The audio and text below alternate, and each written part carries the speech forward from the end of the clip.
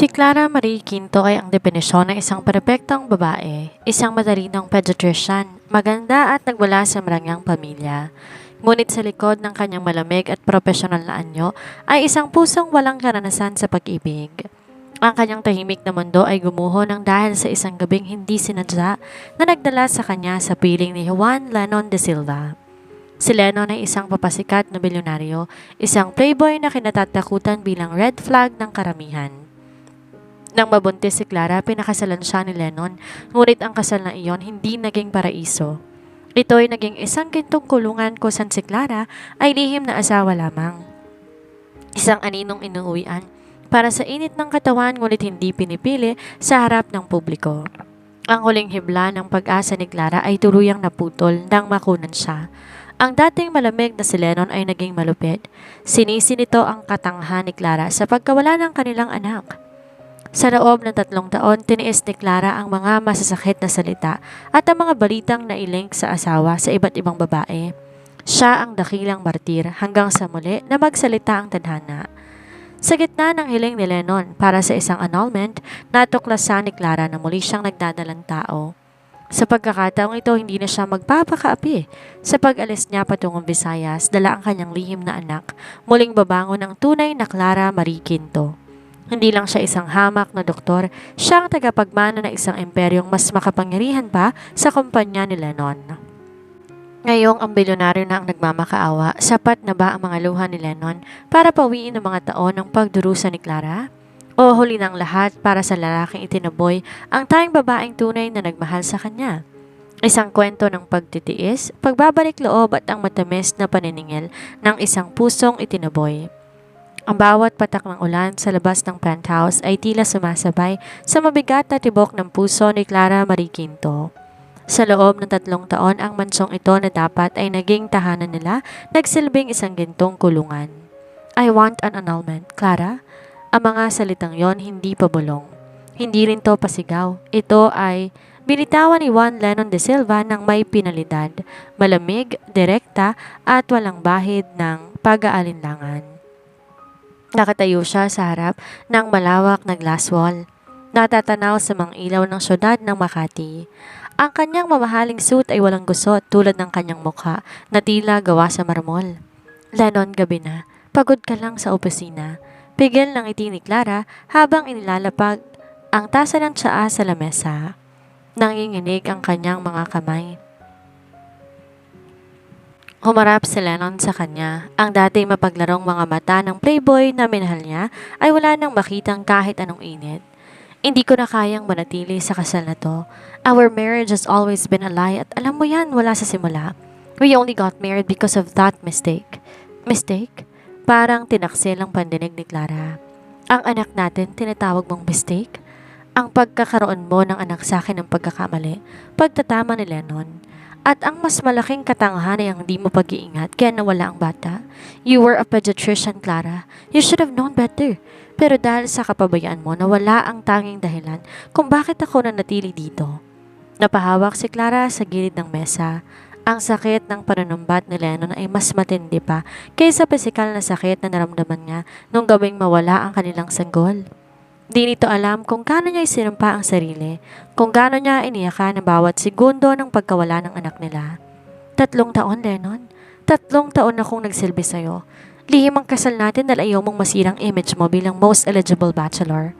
Hinayaan ko ang mga balita tungkol sa inyo ng mga modelo at aktres dahil akala ko sa huli ako pa rin ang uuwian mo. Isang mapait na tawa ang kumawala kay Lennon. Inuuwian kita dahil kailangan ko ng init ng katawan, Clara. Nothing more. Huwag kang magpanggap na may pag-ibig dito. I never loved you. I married a responsibility and that responsibility is gone. Lumapit si Lennon at inilapag ang isang folder sa lamesa. Ang mga dokumento para sa annulment. Pipirmahan ko na ito. Palayain na natin ang isa't isa. I'll give you a generous settlement. You can go back to your clinic or do whatever you want with your life. Just leave mine. Tiningnan ni Clara ang asawa. Sa unang pagkakataon, sa loob ng 3 taon, tila nahawi ang ulap sa kanyang mga mata. Nakita niyang lalaking pakakasalan sana niya, isang bilyonaryong tanyag, kinagiginiwan ng publiko, ngunit may pusong bato sa loob ng kanyang sariling tahanan. Hindi ko kailangan ng pera mo, Lennon. Mahinahon, ngunit matigas na sabi ni Clara. Kung karayaan ang gusto mo, ibibigay ko sa'yo. Tumalikod si Clara, bitbit ng isang sekreto na hindi pa niya kayang sabihin.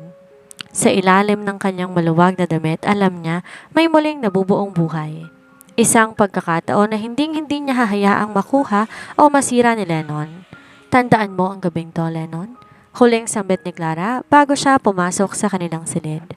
Dahil kapag dumakad ako palabas ng pintong ito, kahit ang anino ko hindi mo na muling makikita. Habang mabilis na nag-eempake si Clara sa loob ng kanilang madilim na silid, hindi niya mapigilang maglakbay ang kanyang isipan sa nakaraan. 6 na taon na ang nakalilipas. Noon, siya isang simpleng pediatrician na ang tanging mundo ay ang ospital at ang kanyang mga pasyente. Maganda ang buhay ni Clara, ngunit sa edad na 28, wala siyang karanasan sa pag-ibig.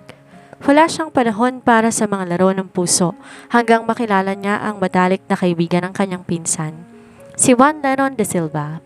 Si Lennon noon ay isang papasikat na billionaire, gwapo, matikas at may mga ngiting kayang tunawin pati ang pinakamatigas ng yelo. Pero kilala rin siyang red flag, isang playboy na walang sineseryosong babae. Doktora, masyado kang seryoso sa buhay.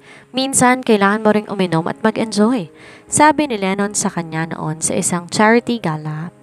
Isang gabi, sa isang bar sa Makati, hindi sinasadyang nagtagpo ang kanilang mga landas.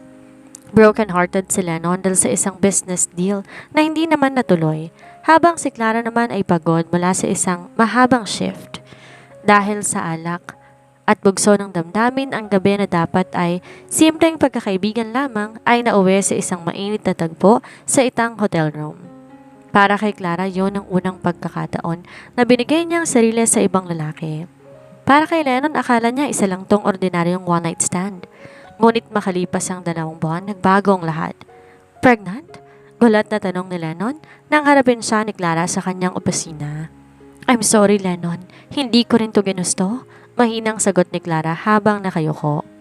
Sa kabila ng pagiging playboy, may isang bagay sa Lennon na hindi matatawaran, ang kanyang paninindigan sa pangalan ng De Silva. Pinakasalan niya si Clara sa isang mabilis at lihim na seremonya.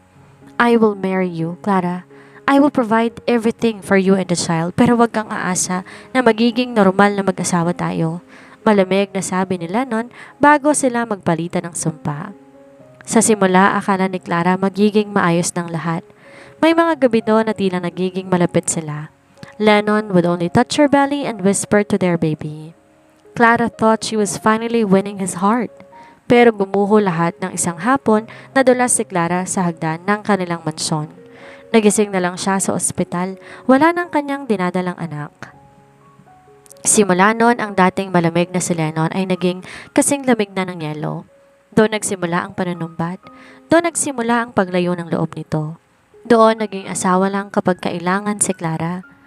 Bumalik si Clara sa kasalukuyan nang marinig niyang malakas na pagsara ng pinto sa labas. Umalis na si Lennon. Malamang pupunta to sa isa sa mga bar na pagmamayari nito upang makipagkita sa kung sinong modelong nalilink dito. Hinaplos ni Clara ang kanyang tiyan. Ang bagong buhay na narito ngayon ay hindi niya hahayaang maging pananagutan lang o maging pagkakamali sa paningin ni Lennon. Hindi ka nila sasaktan, anak, bulong ni Clara sa sarili habang isinasara ang kanyang maleta. Aalis tayo. Babalik tayo sa lugar kung saan tayo tunay na pinapahalagahan. Ang katahimikan sa loob ng penthouse ay nakabibingi. Para kay Clara, ang bawat sulok ng bahay na ito ay may dalang alaala. Mga alaalang dati nagbibigay ng init, ngunit ngayon nagpapaalala na lamang sa kanyang pagkatalo. 2:00 na madaling araw nang marinig ni Clara ang pagpihit ng doorknob. Pumasok si Lennon, amoy alak at bakas ang pagod sa mukha. Ngunit sa halip dumiretso sa kanyang sariling silid, huminto ito sa tapat ng pintuan ni Clara. Bakit gising ka pa? Bungad ni Lennon. Walang pag-aalala sa boses nito, tanging inis. Lumabas si Clara mula sa dilim, bitbit ang kanyang huling bag. Inaantay ko lang na makaalis ka sana bago ko tuluyang lumisan. Pero mukhang di tayo pinagbigyan ng pagkakataon. Tumitig si Lennon sa maletang bitbit ni Clara. Isang mapait na ngisi ang gumuhit sa kanyang labi. So, aalis ka na talaga? Akala ko ba martir ka? Akala ko ba handa kang tiisin lahat para lang sa apelidong De Silva? Hindi ko kailangan ng apelido mo, Lennon. Mahinang sagot ni Clara bagaman ang puso niya parang pinipiga. Ang akala mo ba kaya ako nanatili dito ay dahil sa pera mo o dahil sa katanyagan mo? Bakit? Huwag mong sabihin dahil sa pag-ibig. Humakbang si Lennon papalapit. Ang kanyang presensya ay tila sumasakal sa hangin. Love is for the weak, Clara, at ikaw, mahina ka. Nung gabing nawala ang anak natin, doon ko napatunayan na hindi mo kayang protektahan ng mga bagay na mahalaga. You are a failure as a mother and a failure as a wife. Parang gumuho ang mundo ni Clara sa narinig. Failure as a mother? Mahinang ulit niya. Lennon, hindi mo alam yung sakit na nararamdaman ko. Hindi mo alam gaano ko kagustong ako lang ang nawala kaysa ang anak natin. Pero ikaw ang buhay at siya ang patay, sigaw ni Lennon. Ang galit na 3 taon niyang kinikimkim ay tuluyan ng sumabog. Every time I look at you, I remember that loss. I see the incompetence, kaya huwag kang magtataka kung bakit mas gusto kong kasama ibang babae kaysa iuwi ang atensyon ko sa'yo. You are nothing but a ghost in this house. Sa puntong yon, parang may kung anong naputol sa loob ni Clara. Ang huling hibla ng pagmamahal na itinago niya para sa lalaking to ay tuluyan ng naglaho. Nanlamig ang kanyang pakiramdam at ang kanyang mga mata na dati puno ng luha ay naging tuyo at matapang. Ghost? Nakangiting sabi ni Clara. Isang ngiting hindi pa nakikita ni Lennon. Kung ganon, hindi mo na kailangang katakutan ng multo mo, Lennon, dahil ngayong gabi, ang multong ito ay tuloy nang mawawala sa buhay mo. Lumakad si Clara patungo sa pinto, bitbit ang kanyang dignidad. Bago siya tuluyang lumabas, suminto siya at nilingon ang asawa. Balang araw, Lennon, malalaman mo rin ang lahat. Malalaman mo na ang babaeng tinaboy mo ay hindi ang babaeng inaakala mong kilala mo.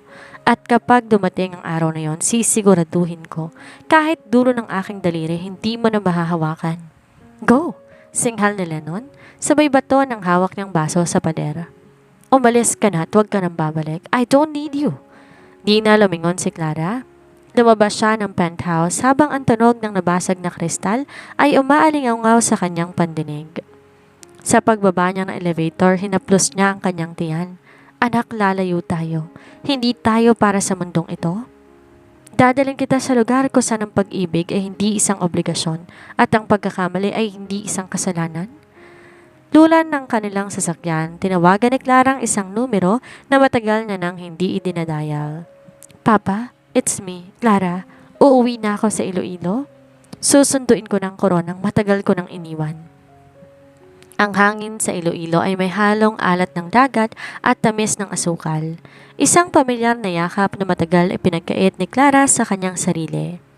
Pagkababa pa lamang niya sa pribadong hangar ng paliparan, isang hilera ng mga itim na SUV ang naghihintay sa kanya. Welcome home, Senyorita Clara. Sabay-sabay na bati ng mga kalalakihang nakabarong.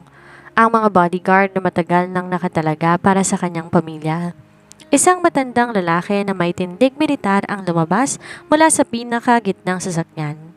Si Don Fernando Quinto, ang hari ng asukal at enerhiya sa Visayas. Papa, bulong ni Clara. At sa unang pagkakataon matapos ang 3 taon, naramdaman niya ang tunay na kaligtasan. Hush, my princess. You're home. No one can hurt you here.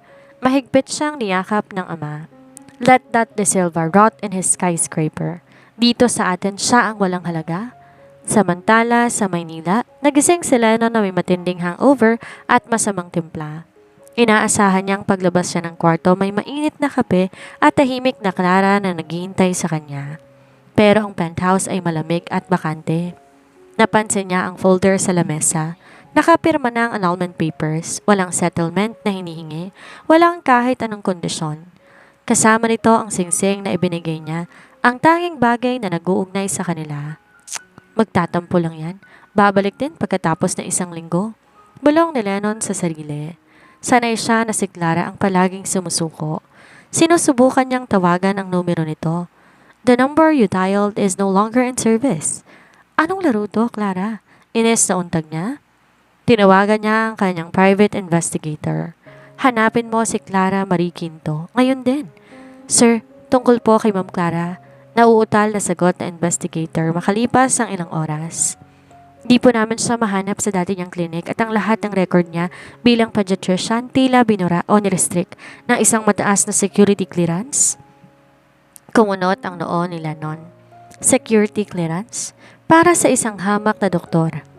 Sa kabilang dako, sa loob ng malawak na Hacienda Quinto, nakasuot na si Clara na isang eleganteng puting dress. Wala na ang bakas ng pagod at luhang nakita ni Lennon kagabi. Hawak niyang papeles ng kanyang mga ari-arian, mga lupain, kumpanya ng enerhiya at mga share sa iba't ibang ospital na di kailanman nalaman ng kanyang asawa. Clara, tawag ng kanyang kuya, si Carlos na isang tanyag na abogado. Ang mga tauhan ni Lennon ay naghahanap na sa Maynila. Sinunod namin ang utos mo, burado na lahat ng bakas mo roon. Hayaan mo siyang maghanap sa hangin, kuya, tugon ni Clara habang nakatanaw sa malawak nilang lupain. Mula ngayon, hindi na ako si Clara de Silva, na asawang inuwian lang para sa init ng katawan. Ako, si Clara Marie Quinto, at ang batang dinadala ko, siya ang magiging tagapagmana ng lahat ng to, nang walang bakas ng pangalang de Silva. Ngunit isang bagay ang di naasahan ni Clara. Habang nag-aayos siya ng gamit, nakita niyang isang balita sa tablet. Billionaire Juan Lennon de Silva linked to international model Sofia Galvez. Annulment rumors heat up. Napahigpit ang hawak ni Clara sa kanyang tablet. May kung anong galit na nag-apoy sa kanyang dibdib. Hindi na to sakit ng isang nagmamahal, kung hindi, puot na isang babaeng nilapastangan. Gusto mo ng kalayaan, Lennon? Ibibigay ko sa'yo. Pero sisiguraduhin kong sa bawat tagumpay mo, mararamdaman mong kawalan ng taong tinalikuran mo. 6 na buwan ang mabilis na lumipas. Sa loob ng Hacienda Quinto, ang sikat ng araw ay tila may dalang bagong pag-asa. Hindi na si Clara ang lantang doktora na laging naghihintay sa bintana ng penthouse. Ngayon, siya nang namamahala sa Quinto Medical Foundation, isang proyektong itinayo niya para sa mga mahihirap na bata sa Visayas. Lumalaki ng kanyang tiyan. Sa bawat sipa ng sanggol sa loob ng kanyang sinapupunan, lalong tumitibay ang kanyang loob. Dahan-dahan lang, Clara, paalala ni Carlos habang inaalalayan siyang maupo sa garden. Bili ni Papa, huwag ka raw masyadong magpagod. Alam mo naman, simula nang bumalik ka, para siyang naging dragon sa pagbabantay sa'yo. Natawa ng bahagya si Clara. Ayos lang ako, kuya. Masigla ang batang to. Pakiramdam ko kasing kulit siya ng tatay niya. Bigla, natigilan si Clara. Ang ngiti niya ay napalitan ng isang mapait na tingin sa malayo. Naalala mo pa rin ba siya? Tanong ni Carlos. Hindi sa paraang iniisip mo, sagot ni Clara. Naalala ko siya dahil sa galit. Dahil sa bawat araw na lumilipas, nararamdaman kong ginhawang wala siya sa tabi ko. Pero minsan naiisip ko hanggang kailan natin maitatago ang batang to. Hanggat gusto mo. We have the best security. No one enters Iloilo without the Quintos knowing. Samantala, sa Maynila, ang opisina ni Juan Lennon de Silva ay tila naging isang madilim na kuweba. Ang dating billionaire playboy ay bihirang makita sa mga party. Ang kanyang mukha na dati laging nasa front page ng mga fashion magazine, puno na ngayon ng balbas at pagod. Still nothing? Tanong ni Lennon sa kanyang tauhan. Ang boses ay paos at puno ng tensyon.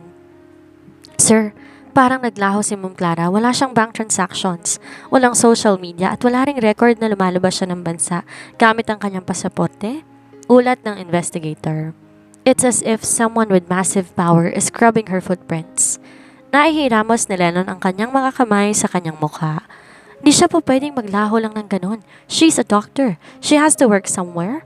Sir, may isa kaming nakuhang impormasyon. May isang Dr. CMQ na madalas mabanggit sa mga medical journals sa Visayas. Pero confidential ang profile nito. Visayas, bulong ni Lennon. Check every hospital in Panay and Negros ngayon din. Nang makaalis ang tauhan, napatingin si Lennon sa isang maliit na sapatos ng sanggol na itinago niya sa kanyang drawer. Ang tanging alaala ng kanilang unang anak. Bakit hindi ka umalis, Clara? Bakit hindi ka lumaban?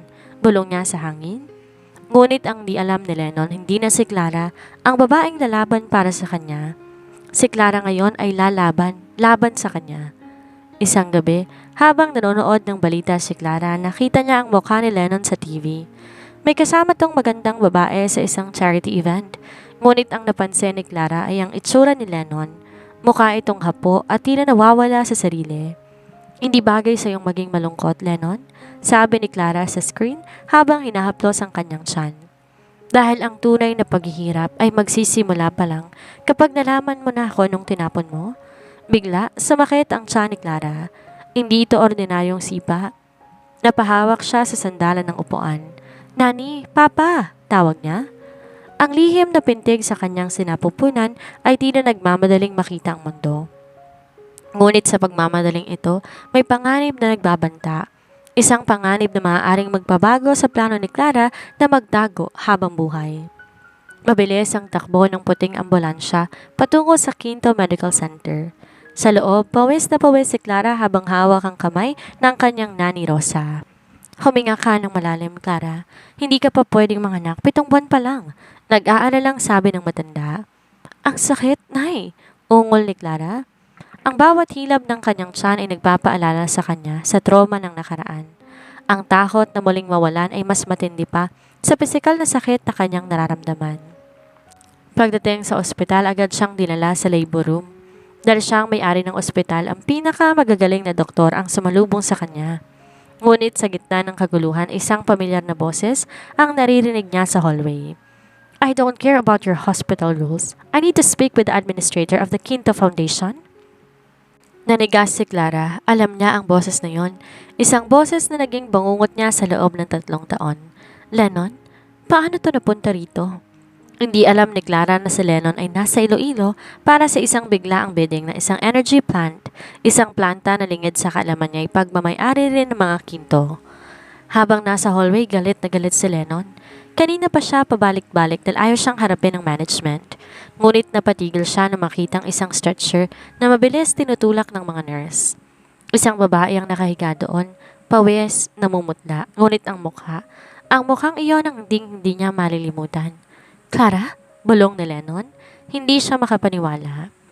Susugod sana siya nang harangin siya ng 2 malalaking bodyguard na nakabarong. Si Carlos Quinto ang lumabas mula sa pinto ng surgery room. Stay back, De Silva. Malamig na utos ni Carlos. Where is my wife? Anong ginagawa niya rito? Bakit siya buntis? Sigaw ni Lennon. Ang kanyang utak ay nagkakagulo. Buntis si Clara? Nang umalis to, wala siyang alam. O baka naman, wife. Natawa na mapait si Carlos bago to lumapit at isang malakas na sampal ang ibinigay sa bilyonaryo. Wala kang asawa rito. Ang babaeng nasa loob ay ang senyorita ng mga Quinto. At kung mamatay ang mag-ina ko dahil sa panggugulo mo, sisiguraduhin ko, hindi ka makakalabas ng Iloilo ng buhay. Napaupo si Lennon sa sahig ng ospital. Ang sampal na yon hindi lang pisikal, yon ay sampal ng katotohanan. Si Clara ang mahirap at probinsyanang doktor na minaliit niya ay isang Quinto. Isang pamilyang mas matanda at mas makapangyarihan kaysa kanyang kumpanya sa Maynila. At ang mas masakit, buntis ito, may anak siya ditong tinakasan siya. Sa loob ng delivery room, pilit pinapakalma ni Clara ang kanyang sarili. Narinig niyang sigaw ni Lennon sa labas, ang kanyang puso ay bumibilis. Clara, listen to me, sabi ng kanyang OB-GYN. Kailangan nating stabilize ang baby, masyadong mataas ang blood pressure mo dahil sa stress. Wag niyo siyang papapasukin, ungot ni Clara. Wag niyang kukunin ang anak ko. Hindi niya magagawa yan, Clara. You are in your territory now, sagot ng doktor. Lumipas ang ilang oras na tila habang buhay. Sa labas, hindi umaalis si Lennon. Nakaupo lang siya sa bench, nakatitig sa kanyang mga kamay na nanginginig. Lahat na masasakit na salitang sinabi niya kay Clara noon, bumabalik sa kanya na parang mga bala. You are a failure as a mother. Inuwian lang kita dahil kailangan ko ng init ng katawan. Napahagulgol si Lennon. Sa unang pagkakataon sa kanyang buhay, naramdaman niya ang tunay na takot. Takot na baka ito ng huling pagkakataon na makita niya ang babaeng unti-unti niyang napagtantong mahal niya pala nang wala na ito sa kanya. Biglang bumukas ang pinto. Lumabas si Carlos. Ang mukha ay seryoso. Nakaligtas sila. Maikling balita nito. Pero wag kang magkakamaling lumapit sa kanya, Lennon, dahil para sa kanya, matagal ka ng patay. Ang amoy ng antiseptic at ang mahinang tunog ng heart monitor ang sumalubong sa pagising ni Clara. Mabigat ang kanyang talukap, ngunit ang unang bagay na ginawa niya ay ang haplusin ng kanyang tiyan. Safe ang baby, senyorita. Mahinang bulong ni Nani Rosa na nasa tabi niya. Nakaligtas ang bata pero kailangan mong magpahinga ng matagal. Huminga na malalim si Clara, ngunit ang kapayapaan ay panandalian lamang nang bumukas ang pinto ng kanyang VIP suite. Pumasok ang kanyang kuya Carlos at sa likod nito, tila isang asong basang sisiw, ay si Lennon. I told you to stay out. Pigil ni Carlos kay Lennon, ngunit mabilis na sumingit ang bilyonaryo sa loob. Clara, ang boses ni Lennon ay basag. Ang kanyang buhok ay gulo-gulo at ang kanyang mamahaling polo ay lukot na. Clara, salamat sa Diyos, alis lang kayo. Tumingin si Clara kay Lennon, walang luha, walang galit na pagsigaw. Tanging isang malamig at walang pakiramdam na titig ang binigay niya rito. Isang titig na mas masakit pa kaysa sa sampal ni Carlos. Anong ginagawa mo rito, Mr. De Silva? Formal at malamig na tanong ni Clara. Mr. De Silva? Gulat na ulit ni Lennon. Clara, asawa mo ako, bakit di mo sinabi? Bakit mo itinago na buntis ka? At ang lahat ng ito, inikot niyang paningin sa marangyang silid.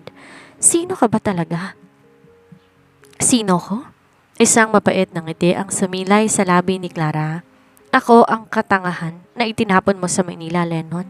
Ako ang failure as a mother na ayaw mong iuwi sa harap ng publiko. Ako ang babaeng sinubukan mong sabihang go sa sarili mong bahay.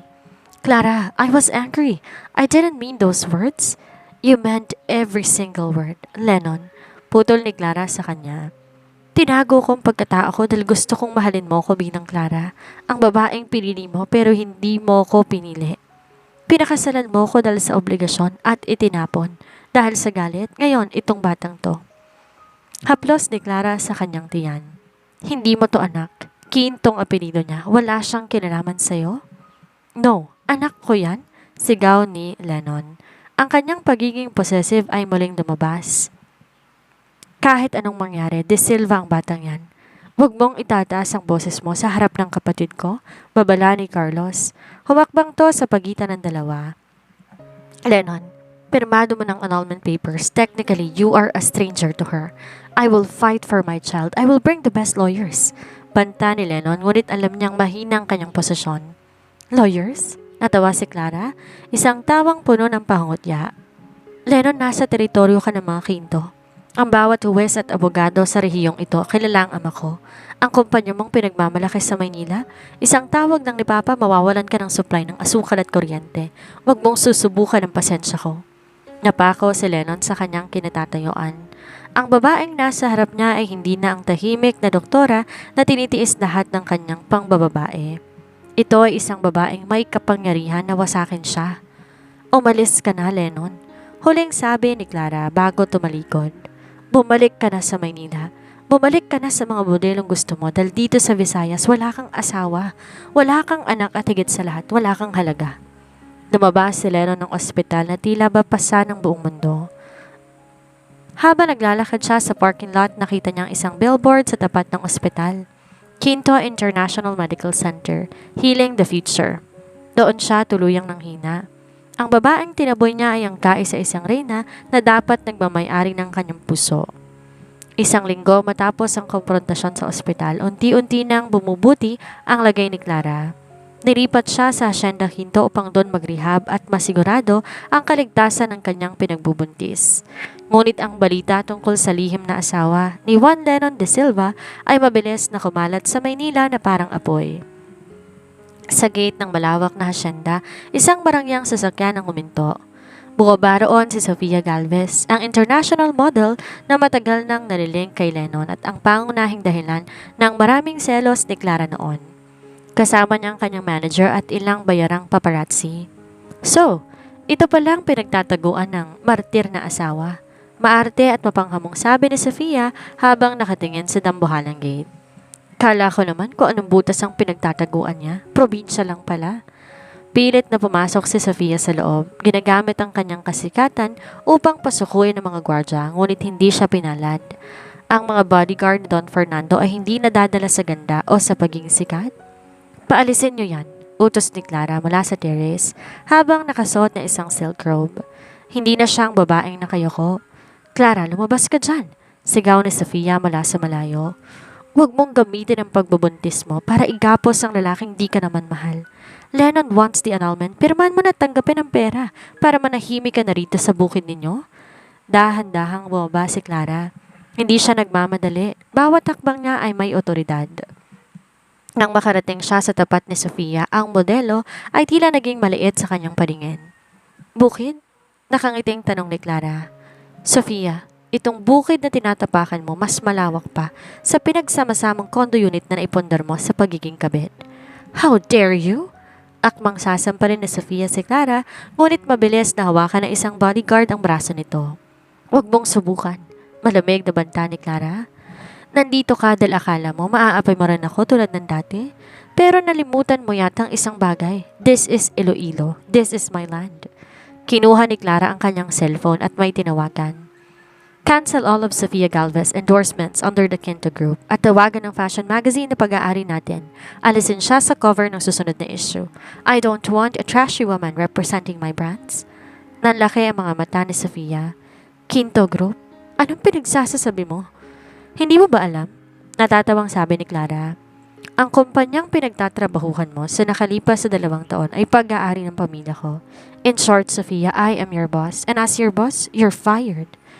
Napaupo sa damuhan si Sofia nang ma-realize ang katotohanan. Dumating ang sasakyan ni Lennon. Nakita niya ang eksena. Nakita niya kung paanong nanginginig sa takot si Sofia at kung paanong tumayo ng may dangal si Clara. Clara, tawag ni Lennon. Bababa sana siya ng sasakyan pero hinarang siya ng mga tauhan ni Don Fernando. Umalis ka na rin, Lennon, sabi ni Clara nang hindi lumilingon. Dinala mo rito ang dumi ng Maynila. Huwag mo nang hintayin na pati negosyo mo sa syudad, wasakin ko rin para lang layuan mo ko. I just wanted to check on you. Hindi ko alam na susunod siya rito, sigaw ni Lennon. Wala ka nang dapat i-check. My life is private now at ikaw, you are just a part of a past I've already buried. Pumasok si Clara sa loob ng mansyon. Iniwang nakatarala si Lennon sa gitna ng daan.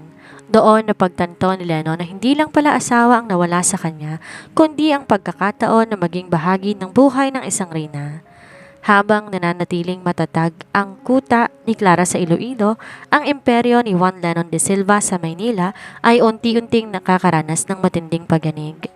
Hindi to dahil sa incompetence ni Lennon kundi dahil sa tahimik at sistematikong pag-atake ng Quinto Group. Sa loob ng kanyang boardroom, tinitigan ni Lennon ang mga report. What do you mean the supply chain is cut off? Sir, ang Quinto Sugar and Energy ang nagsusupply ng 60% ng raw materials para sa ating food processing division. Binawi nila ang kontrata at ang mga bangko. Nauutal na paliwanag ng kanyang CFO. Karamihan sa board of directors ng ating partner banks ay malapit na kaibigan ni Don Fernando Quinto. Bigla nilang hinigpitan ang ating credit lines. Napahilig si Lennon sa kanyang upuan. Ngayon niya napatunayan na ang banta ni Clara. Hindi siya basta tinatakot, unti-unti na siyang nilulunod.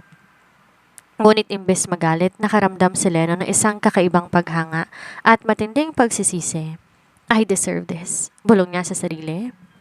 Bumalik si Lennon sa Iloilo, ngunit sa pagkakataong to hindi siya dumating bilang isang mayabang na bilyonaryo.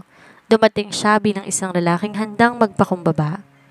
Hindi siya tumuloy sa mga mamahaling hotel. Sa halip, nag-abang siya sa labas ng gate ng Hacienda Quinto araw-araw. Kahit patirik ang araw o malakas ang ulan. Isang hapon, habang naglalakad si Clara sa garden para sa kanyang routine exercise, nakita niyang isang pamilyar na figura sa labas ng rehas. Basang-basa si Lennon dahil sa biglaang buhos ng ulan, ngunit hindi to umaalis. Senyorita, isang linggo na siyang pabalik-balik dyan, sabi ni Nani Rosa na may halong awa. Hindi ko ba kain ng maayos at mukhang may sakit na? Hayaan mo siya, Nay. Bahagi yan ng init ng katawan na hinahanap niya noon, di ba? Malamig na sagot ni Clara, ngunit sa loob-loob niya, may bahagi ng kanyang puso ang kumukurot. Ang makitang bagsak ang taong dating sobrang taas ng tingin sa sarili ay nagbibigay sa kanya ng halo-halong emosyon. Pagkalipas ang 3 oras, hindi na nakatiis si Clara. Pinayagan niyang makapasok si Lennon, hindi sa loob ng mansyon, kung hindi sa may beranda lamang. Pagkakita kay Clara, agad tumayo si Lennon kahit nanginginig ang tuhod. Clara, thank you for letting me in. Huwag kang magpasalamat. Pinapasok kita dahil ayokong mamatay ka sa harap ng gate namin at maging headline pang pamilya ko. Aniya habang nakaupo ng tuwid. Ang kanyang tiyan ay kapansin-pansin na ang laki. Clara, I'm not here for the business. Isuko ko ng kumpanya. Wasakin mo lahat ng ari-arian ko, ayos lang. Seryosong sabi ni Lennon. Nandito ko dahil gusto kong humingi ng tawad. I was a fool. I was blinded by the pain of losing our first child na hindi ko nakita na ikaw palang mas nasasaktan. I pushed you away because I was a coward. Tapos na ang drama, Lennon. Putol ni Clara. 3 years. 3 taon akong nagmakaawa ng pansin mo. Ngayon mo lang sasabihin yan? Dahil nalaman mong mayaman ako? Dahil nalaman mong buntis ako? No. I started looking for you long before I knew you were a Quinto. Itanong mo sa mga tauhan ko. Nabaliw ako sa paghanap sa'yo sa Maynila. Giit ni Lennon, may luhang pumatak mula sa kanyang mga mata. Gusto ko lang maging tatay sa anak natin. Gusto ko lang bumawi sa'yo. Ang pagiging tatay hindi natututunan sa isang sorry lang, Lennon. Sabi ni Clara habang dahan-dahang tumatayo. Umalis ka na. Magpagaling ka pero wag mong iisipin na ang pagpapaulan mo rito ay sapat na para mabura ang 3 taon kong pagdurusa. Nang makaalis si Lennon, pumasok si Don Fernando sa beranda. Masyado kang mabait sa kanya, Clara. Hindi ako mabait, Papa. Tugon ni Clara, ang mga mata ay puno ng determinasyon. Gusto ko lang makita niya kung anong nawala sa kanya. I want him to see me at my strongest so he will realize he lost the only woman who could have been his strength. Ang mansyon ng mga Quinto ay nagniningning sa ilalim ng mga dambuhalang chandelier. Gabi ng Quinto Anniversary Gala at ang pinakamakapangyarihang tao sa bansa ay naroon. Ito na ang gabi ng soft launch ng Clara bilang bagong CEO ng Quinto Medical Group at ang gabi kung saan opisyal na pinakilala ang kanyang anak na dinadala bilang tagapagmana. Suot ng isang eleganteng dark emerald gown, yakap ang kanyang 7 buwang tiyan. Si Clara ay tila isang diyosa. Wala nang bakas ng asawang anino. Bawat takbang niya ay sinusundan ng paghanga. Sa kabilang dako ng ballroom dumating si Lennon. Hindi siya imbitado. Ngunit dahil sa kanyang pangalan, hindi siya pinipigilan ng mga bouncer. Nakasuot siya na itim na tuxedo, ngunit ang kanyang mukha ay seryoso at walang emosyon hanggang sa makita niya si Clara. Napako ang tingin ni Lennon. She looks breathtaking, sa isip niya. Pero bago siya makalapit, isang pamilyar na boses ang bumasag sa eksena. So ito na pala ang bagong reyna. Si Don Emilio de Silva, ang ama ni Lennon na kilala sa pagiging malupit at mapagmataas ay biglang lumitaw. Kasama nito si Sofia Galvez na tila nakahanap ng bagong kakampi. Lennon, ano tong nabalitaan ko? Bulyaw ni Don Emilio sa anak. Pinabagsak mo ang kumpanya natin para sa babaeng to? At yung batang yan, turo niya sa tiyan ni Clara. Sigurado ba tayong de Silva yan? O baka ginagamit lang niya ang yaman ng mga Quinto para pagtakpan ng dumi niya? Tumahimik ang buong ballroom. Ang mga mata ng lahat nakatuon kay Clara. Humakbang si Lennon sa harap ng kanyang ama. Papa, enough. Wala kang karapatan na pagsalitaan siya ng ganyan. Ngunit di nagpaawat si Clara. Hinawakan niyang braso ni Lennon at dahan-dahan siyang humarap kay Don Emilio. Don Emilio, malamig na bati ni Clara. Huwag mong itutulad ang pamilya ko sa pamilya ninyo. Dito sa Visayas, hindi namin kailangan ng apelidong de Silva para magkaroon ng dangal. At tungkol sa anak ko, tumingin siya ng diretso sa matanda. He or she will never be a de Silva. Ang batang to'y isang Quinto at ang duming sinasabi mo, yan ang duming iniwanan ng anak mo sa buhay ko na tinutulungan kong linisin ngayon. You arrogant brat! Sigaw ni Don Emilio. Akmang susugod ngunit hinarangan siya ni Don Fernando. Emilio, baka nakakalimutan mo, nasa pamamahay kita. Ang boses ni Don Fernando ay tila kulog. Isang maling galaw mo pa, sisiguraduhin ko, bukas na bukas din ang pangalang de Silva ay mabubura sa listahan ng mga bilyonaryo sa bansang ito. Sa gitna ng kaguluhan, biglang namutla si Clara. Naramdaman niya isang matinding kirot. Hindi ito ang ordinaryong hilab. Napahawak siya sa kanyang tiyan at napasandal kay Lennon. Clara, anong nangyayari? Natatarantang tanong ni Lennon. Ang baby, ungot ni Clara. Biglang bumukas ang pinto at pumasok ang mga tauhan ng ospital na kanina pa naka-standby. Ngunit bago sila makalapit, isang waiter ang biglang humugot ng syringe mula sa kanyang bulsa. Isang bayaran ni Sofia na naglalayong ang pagbubuntis ni Clara sa gitna ng gulo. Clara, look out! Sigaw ni Lennon nang walang pag-aalinlangan. Sinalag ni Lennon ang waiter. Ang syringe ay bumaon sa braso ni Lennon sa halip na kay Clara. Nagkagulo ang mga tao. Mabilis dinakip ng mga bodyguard ang salarin at si Sofia na nagtatangkang tumakas. Lennon! Sigaw ni Clara habang nakikita ang asawa na bumabagsak sa sahig. tinatamaan ng kung anong kamikal na nasa syringe. Save! Save the baby! Ungot ni Lennon bago to mawala ng malay. Sa sandaling yon, ang galit ni Clara ay napalitan ng matinding takot. Sa kabila ng lahat, ayaw niyang mamatay ang lalaking hinarang ang sariling buhay para sa kanya at sa kanilang anak. Ang Quinto Medical Center ay nababalot ng tensyon. Sa loob ng magkahiwalay na silid, dalawang buhay ay nakikipaglaban. Si Clara sinasailalim sa emergency C-section dahil sa matinding stress, habang si Lennon naman nasa ICU dahil sa nakalalasong kemikal na itinurok sa kanya. "Clara baby, look at me, breathe," sabi ni Carlos habang hawak ang kamay ng kapatid sa loob ng delivery room. "Si Lennon kuya, kamusta siya?" Nangihinang tanong ni Clara. Kahit sa gitna ng sariling panganib, imahe ni Lennon ang sumusalo ng hiranggilya para sa kanya, ang tanging nasa isip niya. "The doctors are doing their best." Concentrated sedative at laso ng tinurok sa kanya, masyadong malakas ang dosis, sagot ni Carlos na may halong pag-aalala. Makalipas sa isang oras, isang mahinang iyak ang pumuno sa silid. "It's a boy, senyorita," anunsyo ng doktor. "A healthy, brave little boy." Nang makita ni Clara ang kanyang anak, ang ilong, ang hugis ng labi at ang mga matang hawig na hawig kay Lennon, hindi niya napigilang humagulhol. Lahat ng pader na tiniyo niya sa kanyang puso ay gumuho. Habang nagpapahinga si Clara, ang kanyang amang si Don Fernando pumasok sa silid. Kasama nitong isang matandang tanyag na abogado at ilang dokumento. "Papa, kamusta si Lennon?" agad na tanong ni Clara. "He is stable but still unconscious." "But Clara, meron kang dapat na malaman," seryosong sabi ni Don Fernando. Inabot niya ang isang lumang folder. "Nung nalaman kong si Lennon ang pinakasalan mo, nag-imbestiga ako. Hindi lang dahil sa pagiging kinto natin, kundi dahil sa utang na loob." Binuklat ni Clara ang folder. Nanlaki ang kanyang mga mata. Ang pamilya de Silva at Quinto ay matagal ng kasaysayan. Ang yumaong ina ni Lennon ay ang matalik na kaibigan ng ina ni Clara. Noon, nang malugi ang kumpanya ng mga de Silva, ang pamilya Quinto ang palihim na nag-angat sa kanila, ngunit tinago to ni Don Emilio sa kanyang anak. "Lennon never knew," paliwanag ni Don Fernando. "His father made him believe that he built everything from scratch. At ang mas malala pa, nakatagpo kayo sa bar 4 na taon nang nakalilipas. It wasn't an accident. Isang taong nag-set up sa inyo para sirain ang reputasyon mo. Pero si Lennon, sa halip iwan ka, pinili niyang pakasalan ka para protektahan ka, kahit di niya alam kung sino ka talaga." Nabitawan ni Clara ang mga papel.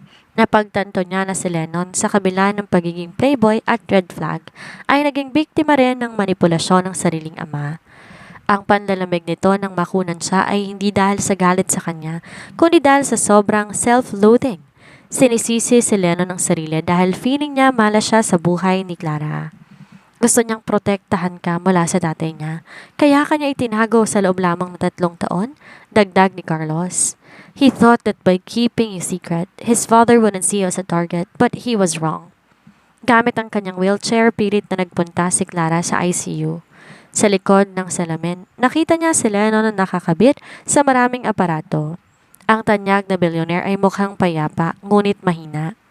Lumapit si Clara. Hinawakan ang kamay ni Lennon sa pamamagitan ng maliit na buta sa isolation unit. "Lennon, gising na," bulong niya. "Dinala mo rito ang dumi ng Maynila, pero nilinis mo to ng sarili mong dugo. You saved us. I'm sorry if I didn't see your silent battles. Our son is waiting for you. Huwag kang susuko dahil hindi ko na kaya pa na mawalan ka pa ng isa pang pagkakataon." Sa sandaling yon, ang monitor sa tabi ni Lennon ay naglabas na isang mabilis na beep. Ang kanyang mga daliri bahagyang gumalaw, tila naririnig ang tinig ng reyna na tanging naging liwanag sa kanyang magulong mundo. Isang buwan ang lumipas, ang sariwang hangin ng Iloilo at ang tanawin ng malawak na asyenda ang nagsisilbing gamot sa sugat ng nakaraan. Sa gitna ng garden, nakaupo si Clara habang karga ang kanyang magandang sanggol na si Juan Fernando o Little Junjun. Ang bata ay ang perpektong kombinasyon ng kanyang ganda at ng matapang na anyo ni Lennon. Isang matikas na figura ang dahan-dahang lumapit sa kanila. Kahit may bakas ng kaputlaan, ang ngiting suot ni Juan Lennon de Silva ay di na tulad ng dati na puno ng kayabangan. Ito ay isang ngiti ng isang lalaking nahanap na ang kanyang tahanan. "He looks just like me," Bulong ni Lennon habang dahan-dahang hinahaplos ang maliliit na daliri ng anak. Tumingin si Clara sa kanya. Huwag kang masyadong kampante, Lennon. Ang ugali niyan, dapat sa mga kinto magmana. Ayoko maging playboy ang anak ko. Natawa na mahina si Lennon at lumuhod sa tapat ni Clara. Hindi na mangyayari yon. Clara? Tuturuan ko siyang rumispeto sa babae dahil nakita ko kung paano nawala ng lahat dahil sa sarili kong kahangalan. Kinuha niya ang kamay nito. Clara, I don't deserve the second chance. But thank you for not giving up on when I was unconscious. Hindi kita pinili dahil kaibigan kita. Seryosong sabi ni Clara. Pinili kita dahil sa wakas naging tapat ka na. At dahil ang batang to ay nararapat na magkaroon ng ama na handang mamatay para sa kanya. Ngunit bagong katahimikan dumating muna ang huling paniningil. Sa utos si Don Fernando at sa tulong ng mga ebidensya na nakalap ni Carlos, tuluyang bumagsak ang imperyo ni Don Emilio de Silva.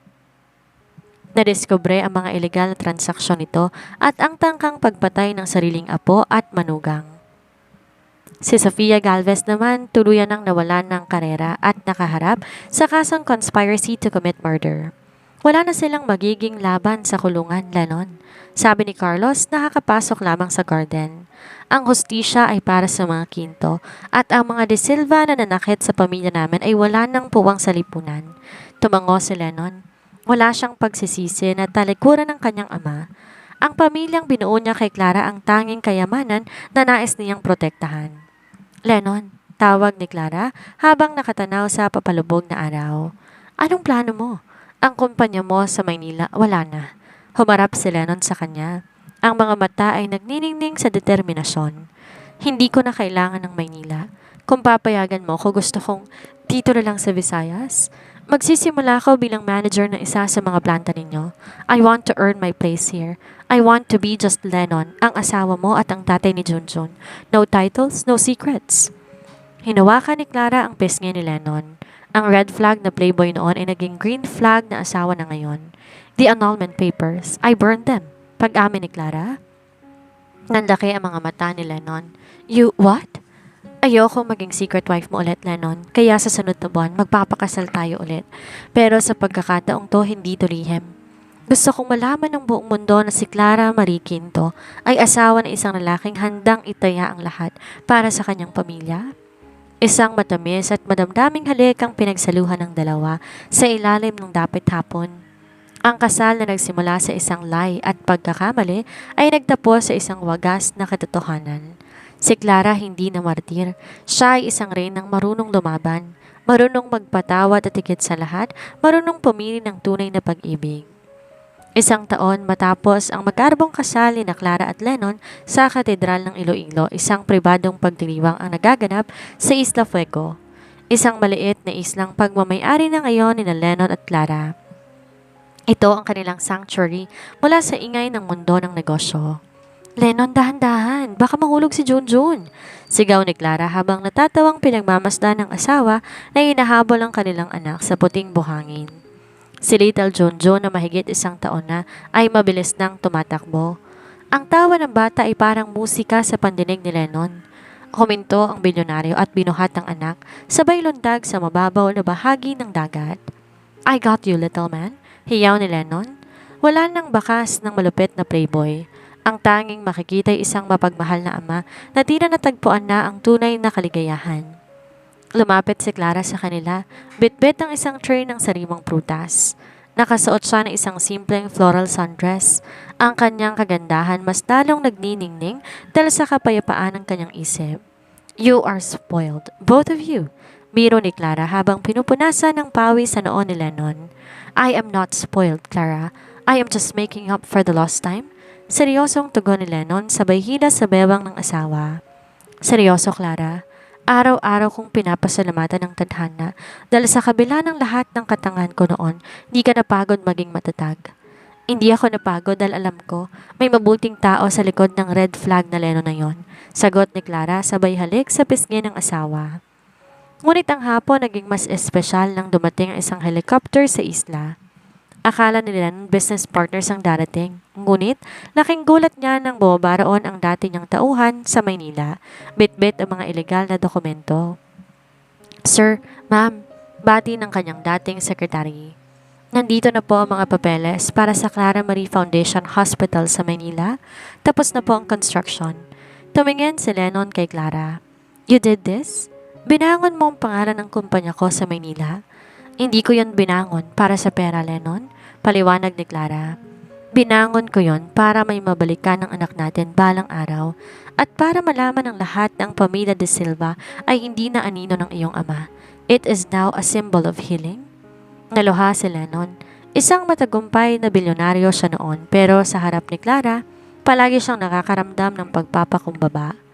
Nang sumapit ang gabi, habang mahimbing na natutulog si Little Junjun sa kanilang villa, lumabas sa mag-asawa sa beranda. Tanaw nila ang buwan na sumasalamin sa dagat. May isa pa akong sorpresa, bulong ni Clara. Isa pa? Clara, baka himatay na ako sa dami ng regalo mo. Biro ni Lennon? Kinuha ni Clara ang kamay ni Lennon at ipinatong to sa kanyang puson. Junjun needs a sibling, Lennon, at mukhang hindi na siya maghihintay ng matagal. Nanlaki ang mga mata ni Lennon. Ang kanyang puso ay tila ba tumatalon sa tuwa. Clara, are you 2 months? Nakangiting sagot ni Clara. Binuhat ni Lennon si Clara, paikot-ikot sa tuwa. Sa ilalim ng mga bituin, muling nagpalitan ng pangako ang dalawa. Wala nang lihim, wala nang takot.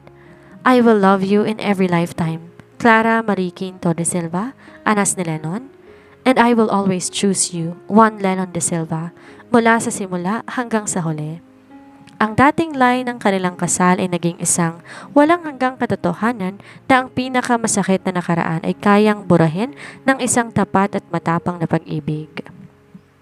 Mula sa unang patak ng luha ni Clara hanggang sa muling pagkabuo ng kanyang nawasak na puso, kasama ko kayong naglakbay, nagalit at nagmahal. Ang kwentong to hindi lang tungkol sa isang bilyonaryong nagkamali at isang asawang nagtiis. Ito ay isang paalala na sa bawat isa sa atin ang pag-ibig na walang respeto ay hindi tunay na pag-ibig. Kay Clara Marie, natutunan natin ang pagiging martir ay may hangganan at ang tunay na lakas ay nagsisimula sa sandaling piliin natin na mahalin ang ating sarili. Kay Lennon, nakita natin ang pagsisisi ay laging nasa huli, ngunit hindi kailanman huli ang lahat para magbago at bumawi. Maraming salamat sa inyong walang sawang suporta. Salamat sa pagtutok sa bawat kabanata, sa pag-iiyak sa mga panunumbat ni Lennon at sa pagbubunyi sa maling pagbango ni Clara bilang isang reyna ng mga Quinto. Ang inyong mga komento at pagsubaybay ang nagsisilbing inspirasyon ko upang tapusin ang makulay at masakit ngunit matamis na kwentong ito. Hanggang sa muli nating paglalakbay sa mundo ng mga kwento. Tandaan, sa bawat luhang pumapatak may kasunod ng ngiti at bagong simula. Lubos na nagpapasalamat.